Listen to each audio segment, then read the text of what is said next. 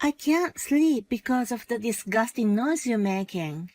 If you want to throw up, do it outside. Oh, wait. My mother-in-law roughly pulled my arm and dragged me down the hallway. Then she pushed me out of the front door with all her might. I knew that no matter what happened to me, I had to protect my baby in my belly. I rushed to put my hands on the ground before I fell on my stomach. It was still snowing outside, and freezing to the point my ears hurt right away. I wanted to go back inside immediately, but my mother-in-law looked down at me grimacing like a devil. "You're just being lazy, taking such a long maternity leave. Regardless of my condition, I worked, gave birth, and raised Jake. Your weakness has no excuse. I'm sorry, John. Please let me go back inside. Otherwise, my baby." "Shut up. A weak mother can only give birth to a weak child. You will reflect on that and toughen up outside." She slammed the door shut mercilessly. The sound of the bolt echoed harshly in the cold air, and I realized that I had to stay out for the night. The tears on my cheeks quickly turned icy cold. Jake and I met in college. Although we were in different majors, we hit it off at the photography club we joined. We started dating shortly after we met and got married. We both have a job, but I'm on maternity leave right now. Right after starting my leave, I was well and surprisingly energetic. I thought I was able to study for a certification, but I was naive. Now I'm not so stable and can't even do the chores properly. I was working hard at a full-time job before, so I'm sometimes disappointed in myself for being weak. Jake's been my number one supporter ever since my condition changed. He's been coming home on time almost every day. When I'm feeling down, he tells me, "Carrying a child is a hard work, so don't be hard on yourself. You just need to focus on having a healthy baby." He always encourages me. I've heard that some women are disappointed in their husband after they get pregnant. I'm the complete opposite, and I'm really happy to have married him. Then one day, "Sorry, I have to go on an overnight business trip. It's something I can't refuse. Don't worry about it. I can manage for 2 days." To be honest, I'm worried. My condition's been up and down so much recently that I haven't been able to sleep well, even late at night. I've been able to manage my life somehow thanks to Jake's support. Even if I wanted to go back to my parents, I would have to fly to get there. It would be impractical to pay a lot of money for a flight for such a short stay. Jake seems to sense my uneasiness and gently puts my head into his chest.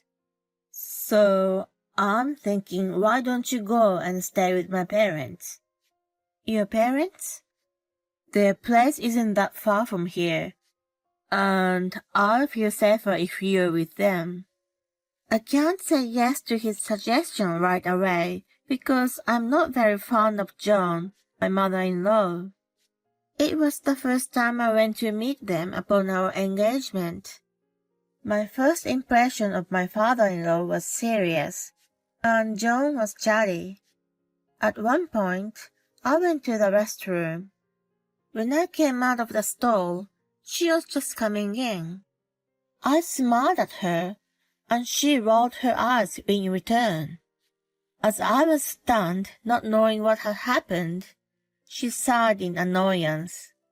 "I don't get what's so good about a plain girl like you. He doesn't have an eye for women." I remember only a little of what happened after that. When I realized it, it was all over. and I was back home with Jake. I couldn't talk to him about it and have kept it inside of me. She must have said it because she thought that I was taking her only son away from her. After that, whenever we've been alone, she continues to make sarcastic remarks to me. No other harm has been done so far, and both my father-in-law and Jake are always amazing to me. I've been telling myself to just put up with it, but I'm worried what would happen if we stayed under the same roof. When I remain silent, Jake looks into my face. Don't worry about my parents. We are family now, and it's only for 2 days.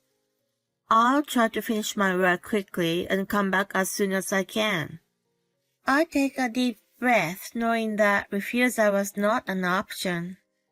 Yeah, okay, I'll stay with them. I'll drive you there the day after tomorrow. He walks into the kitchen to wash the dishes. Although anxious, I think about my baby and tell myself it's better than being alone. The day of Jack's business trip has arrived, and he drives me to his parents in the morning. It's about an hour's drive from our house. They live close to the mountains, and there's still a lot of snow on the ground. I spot a few people shoveling snow here and there. Soon, a large house with a red roof came into view. My father-in-law David is waving at the porch. Next to him, John stands looking indifferent. Hi, Sheila. Long time no see. Yes, it's been a while.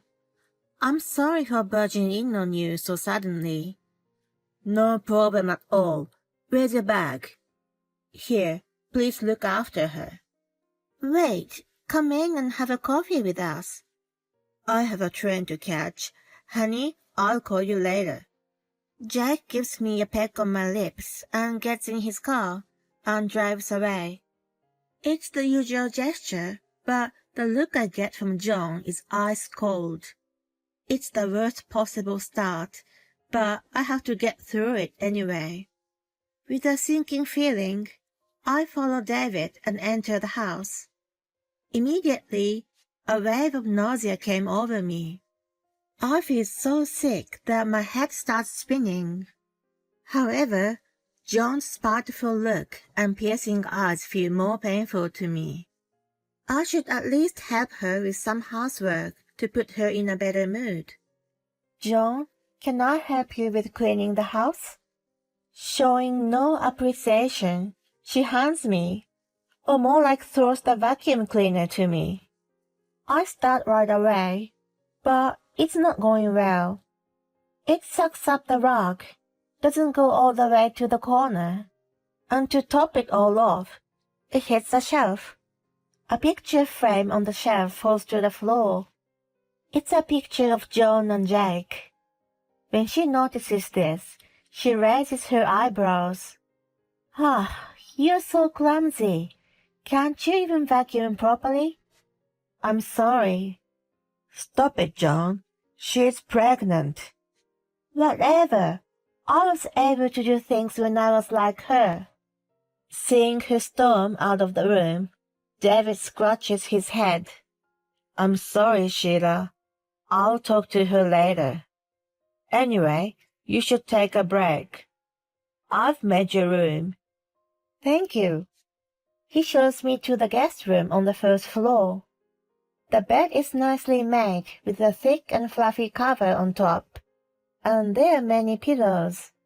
He must have prepared the room for me on the first floor out of concern of my condition. I thank him, who tells me he's going to shovel the snow, and gratefully crawl under the covers. As I doze off in the warmth, the door cracks open a little without a noise. I see a pair of glaring eyes peering through it. It's John. Slacker. Being lazy just because you're pregnant. Excuse me? It's much harder after the baby is born. You haven't even gone through the labor, and are already acting like it's too much to handle. Her condescending tone is getting on my nerves. I manage to get myself up and walk toward her. I can do housework too. Without saying a word, she hands me a piece of cloth.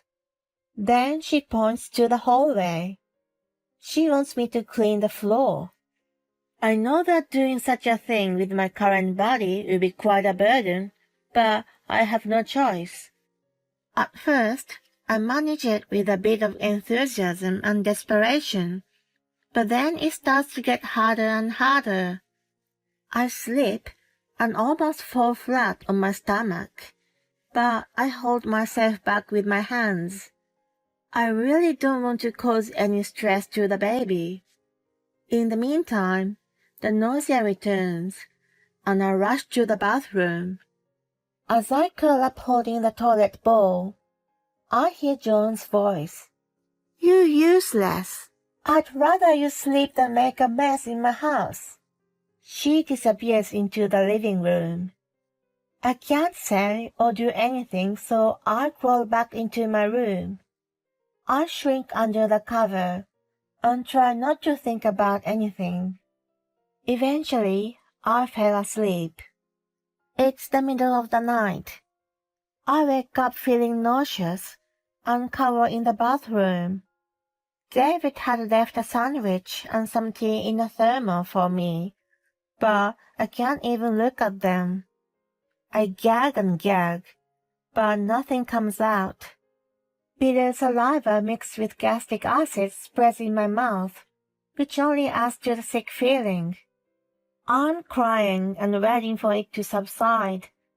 Then I hear a heavy sound, like someone stamping down the stairs. The door to the bathroom, which I forgot to lock, opened suddenly. I can't sleep because of the disgusting noise you're making. If you want to throw up, do it outside. Oh, wait. Joan roughly pulls my arm and drags me down the hallway. Then she pushes me out of the front door with all her might. I knew that no matter what happened to me, I had to protect my baby in my belly. I rushed to put my hands on the ground before I fall on my stomach. It's still snowing outside and freezing to the point my ears hurt right away. I want to go back inside immediately, but Joan looked down at me grimacing like a devil. "You're just being lazy, taking such a long maternity leave. Regardless of my condition, I worked, gave birth, and raised Jake. Your weakness has no excuse." "I'm sorry, Joan. Please let me go back inside. Otherwise, my baby—" "Shut up. A weak mother can only give birth to a weak child. You will reflect on that and toughen up outside." She slams the door shut mercilessly. The sound of the boat echoes harshly in the cold air, and I realize that I have to stay out for the night. The tears on my cheeks quickly turn icy cold. I think about where to get help, but I know it'd be dangerous to walk around the unfamiliar place. It's pitch dark without many lights too. I sit down on the porch for now. I've been vomiting so much that I barely have energy left. I look around for something and see a storage shed in the corner of the yard. I manage to walk over to it and open the creaking door. Although it's cluttered inside, there's still enough space for me. As I sit, hugging my knees, my tears start rolling down again. I'm sheltered from the wind, but wonder if I would make it through the night. Even if I endure it, what would happen to our baby? As I sob, shivering in the cold, I hear the faint sound of a car in the distance. It's coming closer and closer and stops in front of the house. Thinking it might be Jake, I shout frantically, "Jake? Honey, help!" "Sheila?" Immediately the door opens and I see the stunned Jake. He immediately takes off his jacket and puts it over me. What are you doing here? Sheila? Jake! I look up and see David running toward us in a panic. He's holding a flashlight in his hand. They take me inside the house and cover me with a thick blanket. David quickly prepares hot tea for me. My body is finally getting relaxed, but I can't stop thinking of John's face. Where's John? Don't worry about her. I'm sorry, It's okay. Jake hugs my shoulder tightly. Lethargy suddenly takes over me, knowing that I'm safe, and I faint. I'm awoken by the sunlight. I'm in a daze for a minute. Then the events of the night before gradually come back to me. Jake must have carried me after I passed out. I'm lying in bed. I open the guest room door with an uneasy feeling, wondering what happened after that. The first thing that jumps into my eyes is the sight of John sitting upright on the sofa. Good morning. Oh, did you sleep well? Yes, I did. Jake immediately comes next to me and gently hugs my shoulder. I sit down on the reclining chair as he urges me to do. John looks agitated. I scolded Mom. I'm sorry, honey. I want to apologize to you too. I'm really sorry. It's okay now. But what about your business trip? I explained the situation to my boss and asked him to make it a one-day trip. He had noticed my reluctance and had told David to call him immediately if anything happened. David had been somehow aware of John's attitude toward me and was watching us closely since I arrived. Seeing that John was trying to get me to do housework, he contacted Jake. When he received the call, he quickly made arrangements to leave on the same day. When David was awakened by a noise in the middle of the night, he came to check on me and found the guest room empty. He asked John, who was asleep, what had happened, and she casually told him that I had gone out for a walk. He went outside in a panic to look for me. I'm really sorry, honey. If I had been more careful. You're overreacting. You still talk like that? What is the problem? Stop it, Mom. If you don't show remorse, I'll go to the police. That's right. What you've done is a crime. I can't live with such a person anymore. Do you understand what I mean? As they scold her, John starts apologizing in tears. It must be painful to be blamed by her beloved husband and only son. I keep quiet as I rub my stomach. A few months later, we are visiting my in-laws with our newborn daughter. David welcomes us with all smiles, and John stares awkwardly at us. In the end, they decided to remain together. She's given an ultimatum that if she causes another trouble for me or others in the future, he will divorce her without a question. He also told her that he will not support her financially.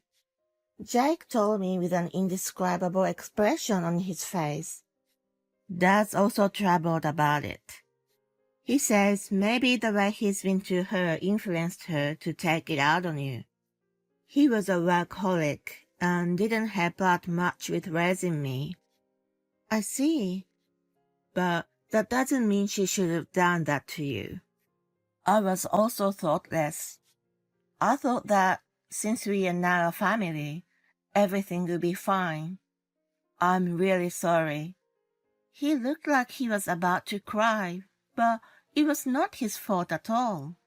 He made that decision because he cared about me and trusted his parents. Besides, both David and he were sorry for what happened, and sincerely apologized to me. I had no reason whatsoever to blame them. Although I've been visiting my in-laws several times since my daughter was born, Joan keeps looking at me with frightened eyes. I guess she's afraid to do something wrong, which will change her life completely. What she said to me makes me think that she might have been abused by someone while she was pregnant. Still, as Jack said, it is not a reason to do the same to others. Rather, because she had a bad experience, she needs to break the negative chain of events. We have to have that kind of mindset. Although it was a really difficult event, I've learned a lot as a person and as a parent. I stand up to show Joan, my daughter, who's happily smiling.